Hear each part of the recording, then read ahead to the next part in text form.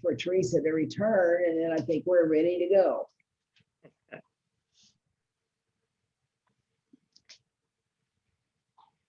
Should I just go ahead?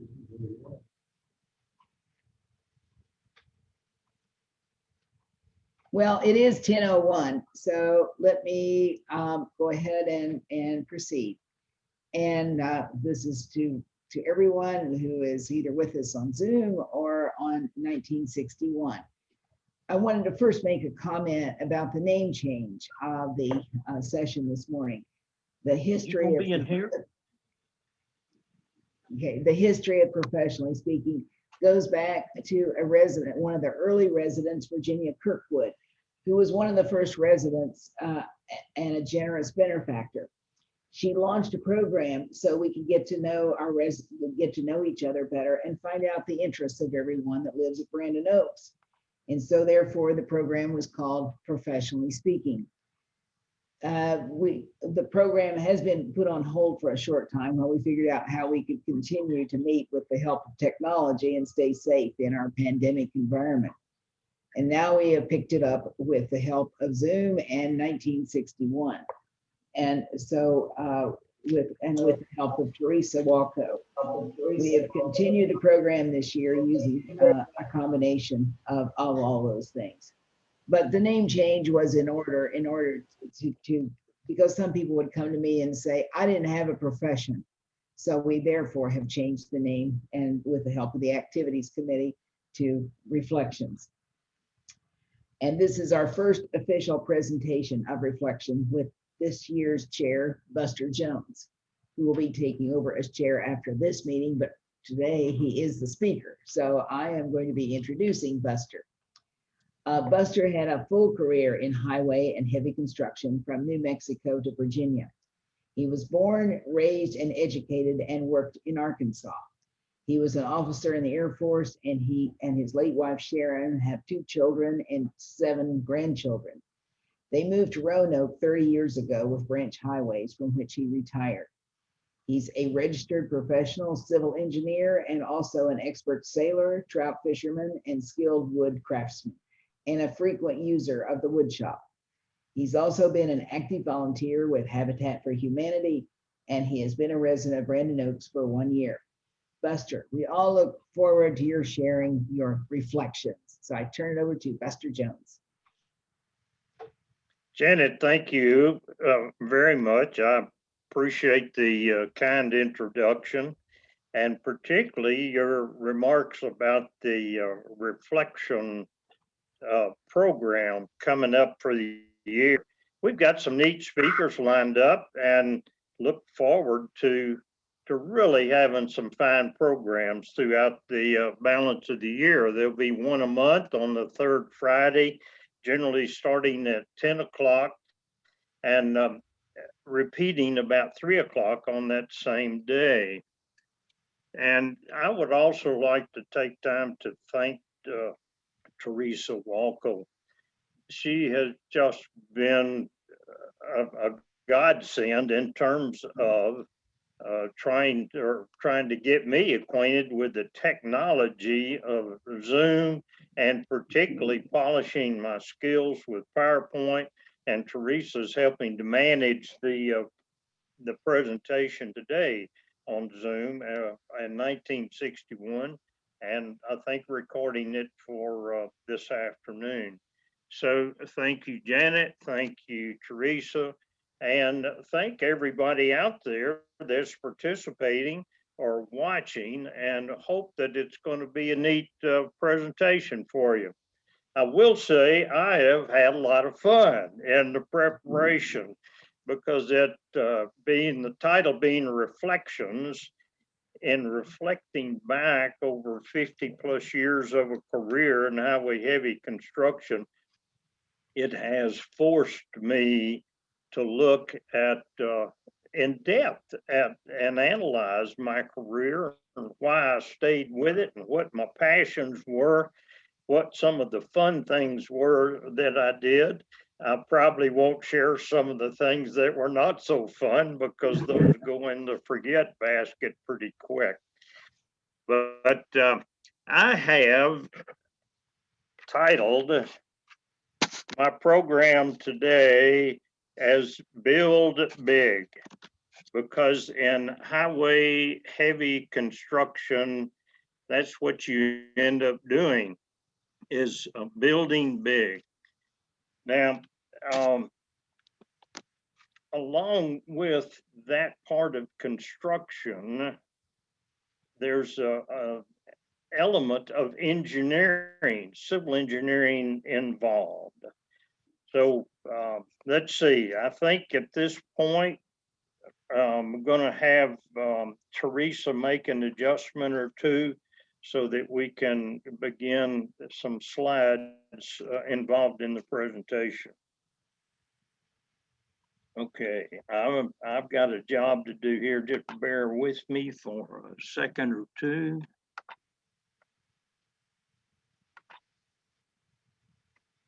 I'm going to bring in the right, the slideshow.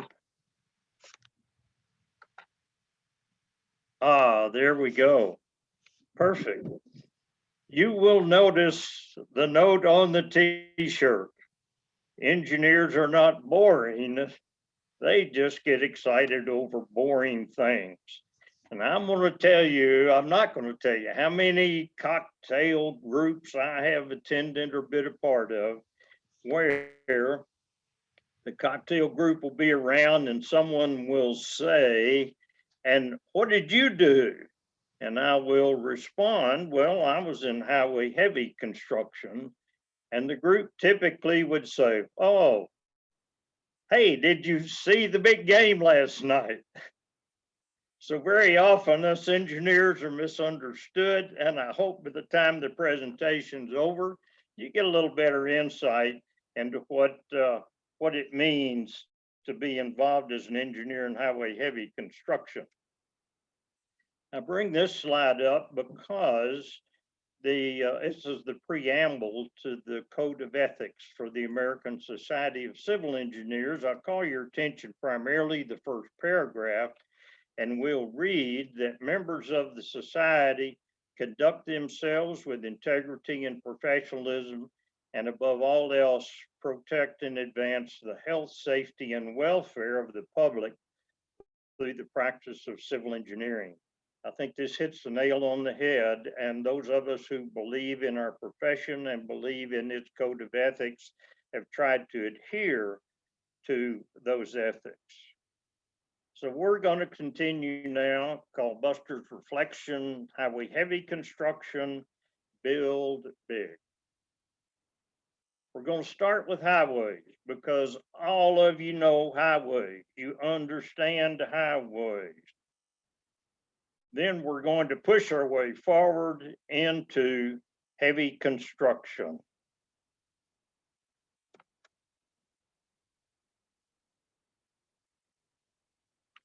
Remember your first car? Most of you do. Let me see if I can minimize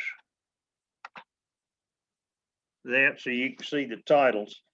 Okay, remember this is a 19, I think a 55 or 56 Pontiac. And that was the era where most of us were getting our license or had just been driving for a few years. Probably maybe a little older car than this. I will say that this Pontiac belonged not to me. However, the model attached to it was and mine for almost 60 years plus. So remember your first car. Also, think fondly of the 2-lane highways winding through Virginia that you have where you started learning to drive. There weren't many interstates in those days, if any at all. So this would have been a high level primary road for you as you learn to drive. Boy, look what has happened to us though over the course of 60 years or 50 years of highway construction, almost to a point that we wish that we didn't even have to look or be a part of something like this in highway transportation system. Wow. I thought it'd be interesting to share with you about the some of the history of American roads. In way back in 1893, the Office of Road Inquiry, Federal Government, Department of Agriculture, started promoting roads. This was primarily just to have the farmer to be able to get their products to market. And then bicycle mechanics have led to, move that over here, have led to the transportation revolution. The first gas-powered motor wagon was developed out of bicycle mechanics. Then Henry Ford brought in mass production of automobiles with the Model T. The Federal Aid Road Act was adopted in 1916 by the government, and again, its primary purpose was to get farmers out of the mud. Bureau of Public Roads started in 1920 when it was seen across the nation that we needed 2-lane paved interconnecting highways. Then the Depression era job creation was concentrated a lot on roads. And one example nearby is our Blue Ridge Parkway. In the 40s, there was a military focus to expand roads. The, in 1956, Federal Aid Highway Act started our modern interstate program. In the 60s and 70s, amazing, 99% of the almost 43,000 miles of interstate opened in 20 years plus. From that time forward, the Federal Aid Highway Administration has concentrated on maintenance and expansion. Today, there are an amazing 4.2 million miles of interconnected highway network, state and federal. Last year, the Federal Highway Administration spent $47 billion, and their budget for this coming year is $90 billion, and they've expanded beyond just the maintenance and expansion of roads to things like the inclusion of electric vehicles, to rebuild our roads and bridges, which are in sad shape, zero emission for public transportation, and pollution for our minority communities. Now, what is the general impact of highways as you think of your participation in highway development from that first car to today? 70% of all the freight goods in America are moved across the highways. 7% of all the jobs in America are involved in transportation of goods.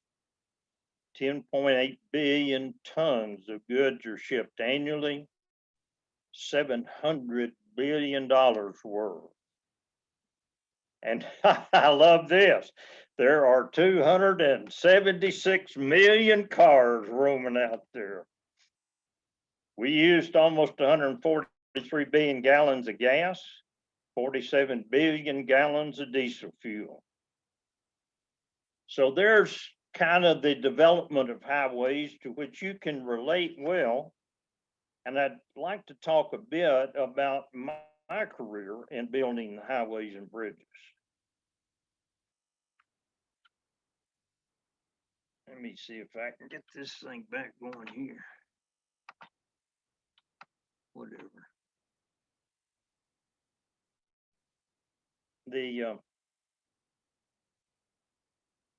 Bear with me a sec. Okay, that's all right, folks.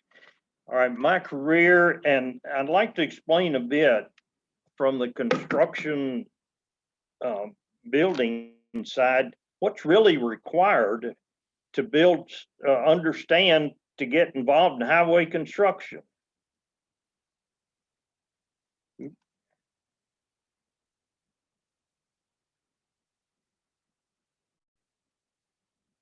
bear with me. Here we go.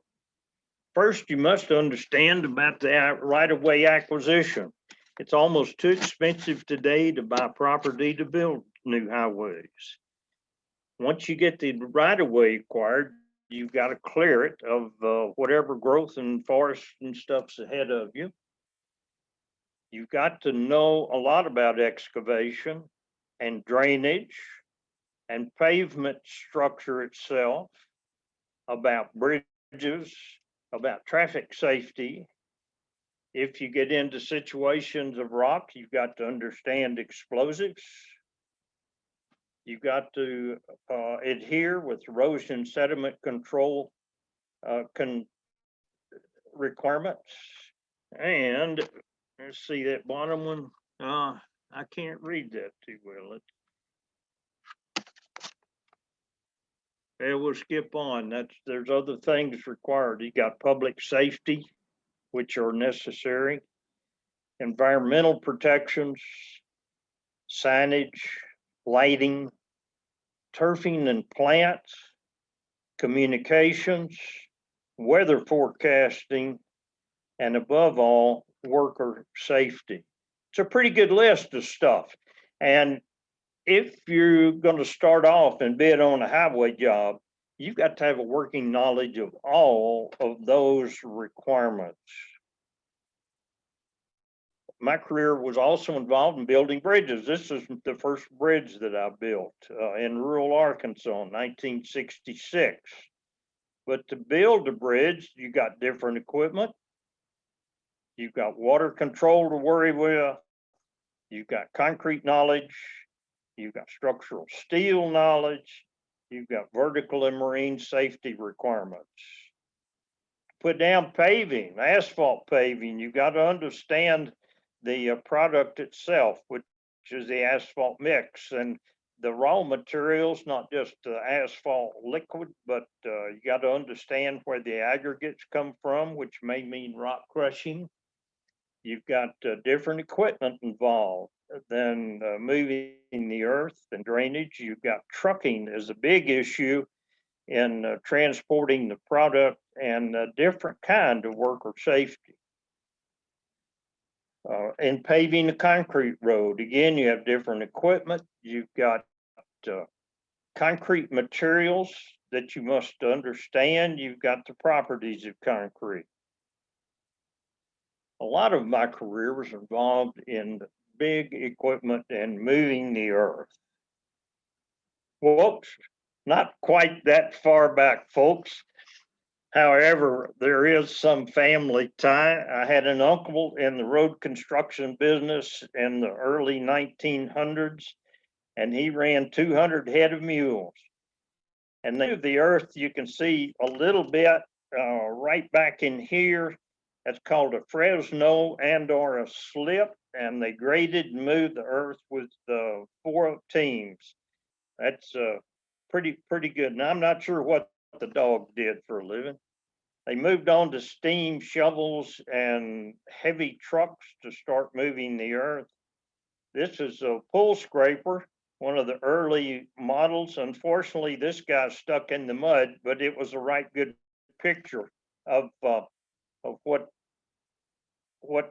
moving the earth progressed. And today, if you're going to move the earth, you've got to have some big tools to build and to do that excavation.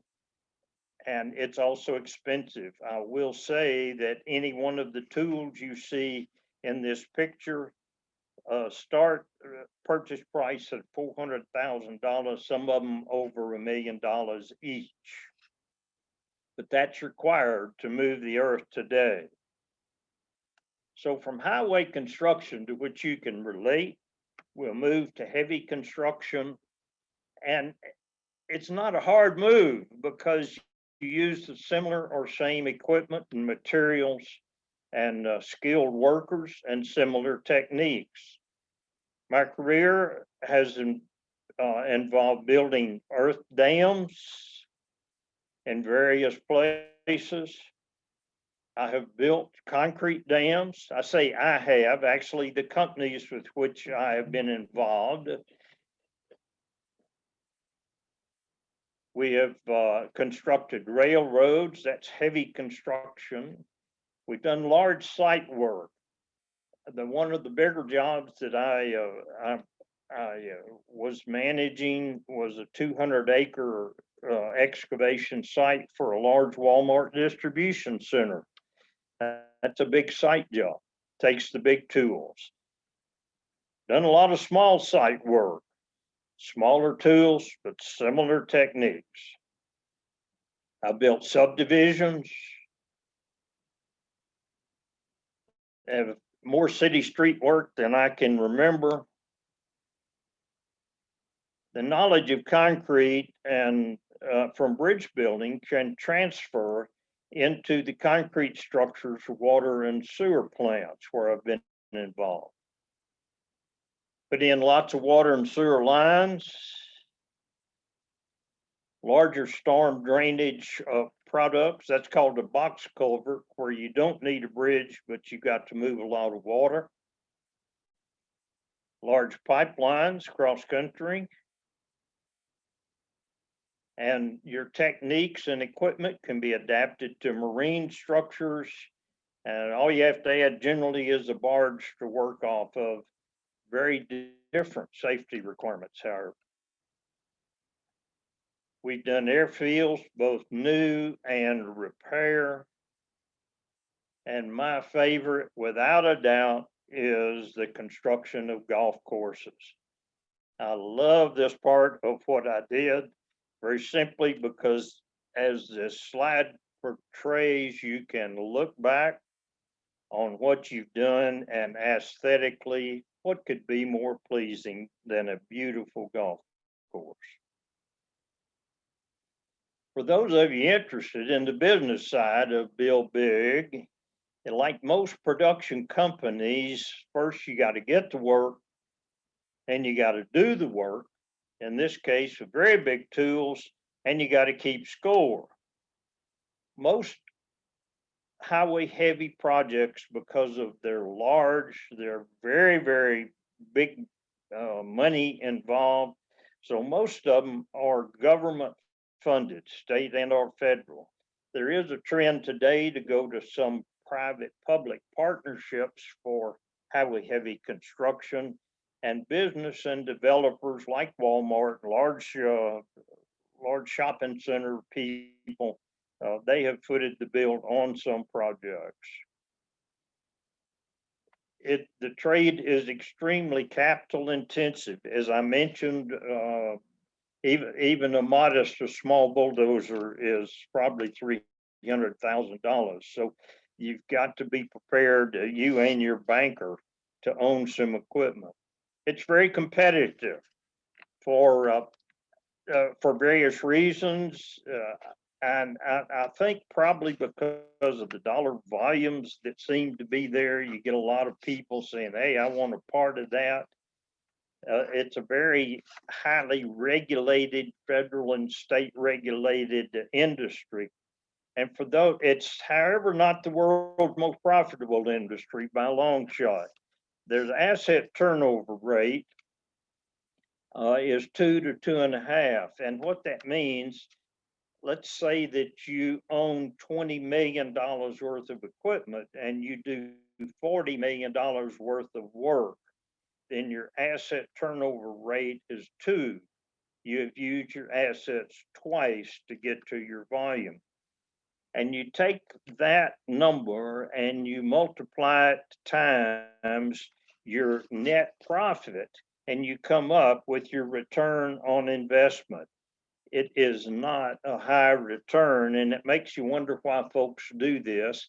I've questioned myself preparing this talk, and I think it's simply that day to day and at the completion of a project, there is a strong personal satisfaction of looking back at the work you've done. You visually, you can see something very positive. Some personal reflections for my participation. The headquarters for companies with which I worked were either in Arkansas and or Virginia. I've worked for 6 companies over my career. I also was an Air Force officer. I became a registered professional civil engineer in 3 states. And I had one job for a period of about 3 years where I actually did teaching on concrete products. You may not care for this slide, but it's the business cards that I had for all the various companies, and I have that plaque in my office, in my apartment. I jokingly or fondly say that I have monuments scattered from New Mexico to South Carolina, have actually worked on and completed projects in New Mexico, Texas, Louisiana, Mississippi, Alabama, Florida. I don't think that I've done anything in Georgia. I've worked in South Carolina, North Carolina, Virginia, Tennessee, Arkansas, and Oklahoma. That kind of covers the Southeast, doesn't it? Now, a few personal stories I'd like to get, if I can. I'm not, there we go. And tried, and well, that's all right. We'll just leave that like that. But I'd like to share with you a few personal stories in my career. The first of all, I mentioned the family connection and uncles and dads and what have you. But folks, by spending time with my dad in the summers on his construction projects, then I was introduced to various equipment. I could actually operate a bulldozer before I could drive a car. At the age of 14 years, I was pushing dirt with a bulldozer, and over the period of time have learned and virtually can operate most any of those pieces of equipment you saw in the slides. One of the first jobs I had when I was, I guess, in late high school, early college, the superintendent on a bridge building project put me up on top of a concrete pier and handed me a large chisel and a sledgehammer weighing about 4 pounds. And he said, "Jones, I want you to get up there and chisel that piece of steel out of the way. It's in the wrong location." And so I got on top of the concrete pier about 30 feet off the ground by myself. This thing's about 2 feet wide, and I was sitting up there banging and banging away. Well, my muscles wore out before my intelligence did. I missed a stroke, and I on that finger right there just managed to mash it completely fat. Well, here I was, the boss's son, my first day at work, the kid on the job, and I wasn't going to say a thing. And one of the other workers walked underneath the pier, and some of my blood dripped on him, and then they rescued me and my hand and found me another chore for the rest of my work that the next few days. Another interesting project, and I think it's all stems from one of the teachers I had that taught geometry in high school. She'd come by my desk and she'd say, "Jones, do something, even if it's wrong." Well, this ran over. I was assigned in the Air Force to a group that was civil engineer support for the Air Force developing counterinsurgency weapons for jungle warfare. The jet planes were too fast. They were having to convert the old prop planes to drop bombs and shoot their weapons. And we started at an old airfield in Florida, and to get the bombs and the munitions and stuff, they had to go to loading areas. They had to cross the active runway. This was not satisfactory because it shut the planes down. It was dangerous. And so the operations supervisor, he said, boy, we could sure use a road around the end of the runway. Well, I grabbed my guys, remembering my geometry teacher's admonition, and we actually built this road around the end of the runway to keep the loading vehicles from the active airplanes. Well, everybody liked it, worked well. I say everybody liked it except the inspector general came by a year later and said, where did this road come from? Well, I fessed up, and he said, Jones, where'd you get the money for that road? And I said, sir, I just built the road. Well, I would have been in a peck of trouble, except the commanding general for our operations group was on my side, and he cleared me and kept me from having to get into some real trouble with the Air Force. Another interesting little tidbit, the first job I had coming out of the Air Force, my dad sent me to Southeast Arkansas, plantation country in those days. And we set up a little office tool trailer on the edge of a parking area at the cotton gin. Well, it was fall of the year.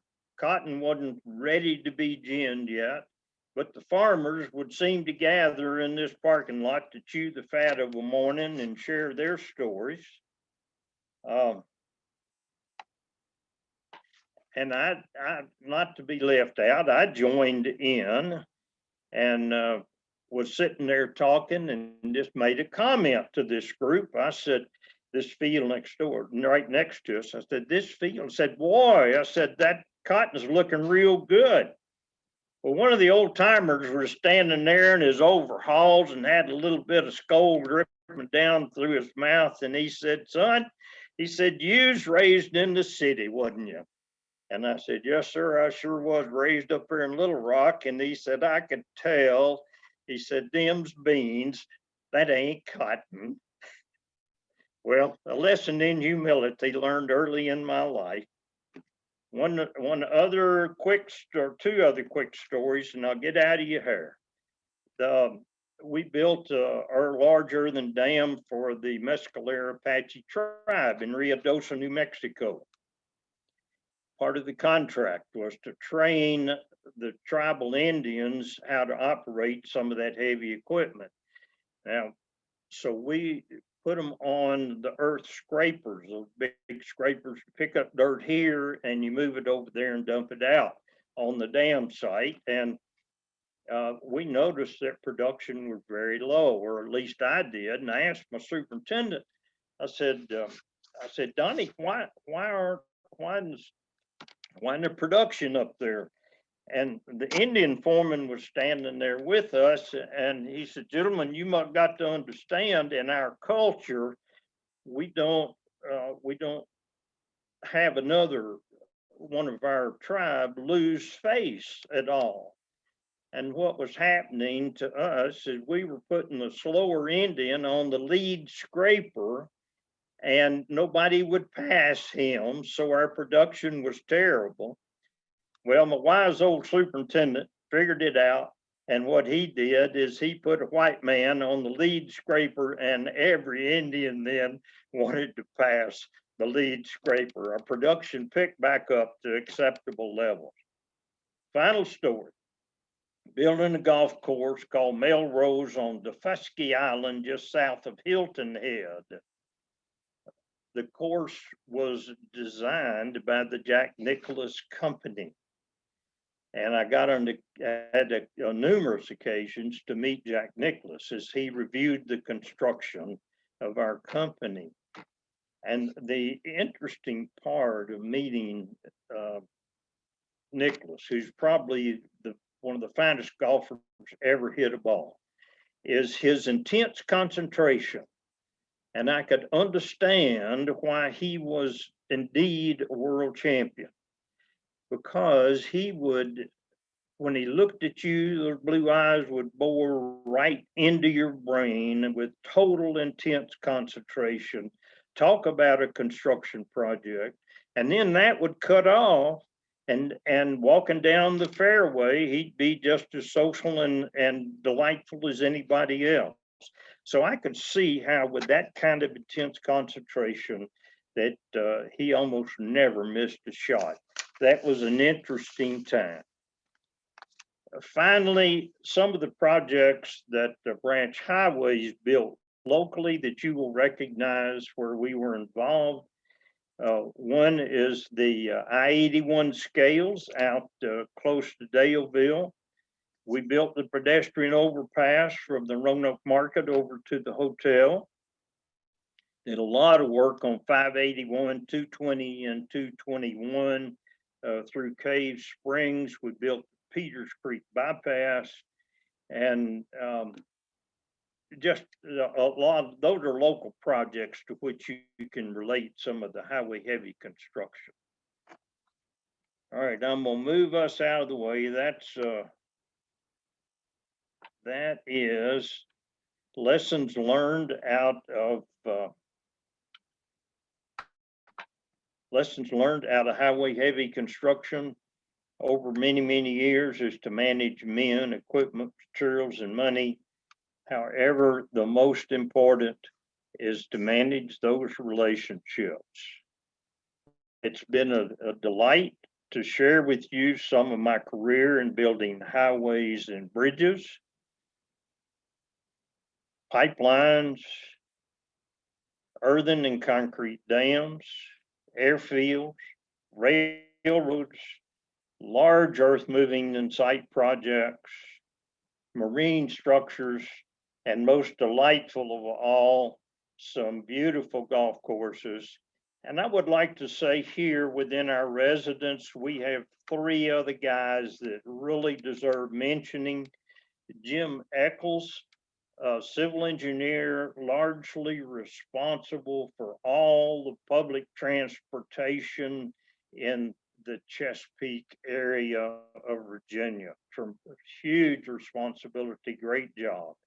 Another is Stan Landfoot, and we saw asphalt paving. Stan is a master, and beyond having a fine paving company, Stan represented all the contractors of the country at a national level of the Contractors Association, and is a virtual icon for paving and highway contractors.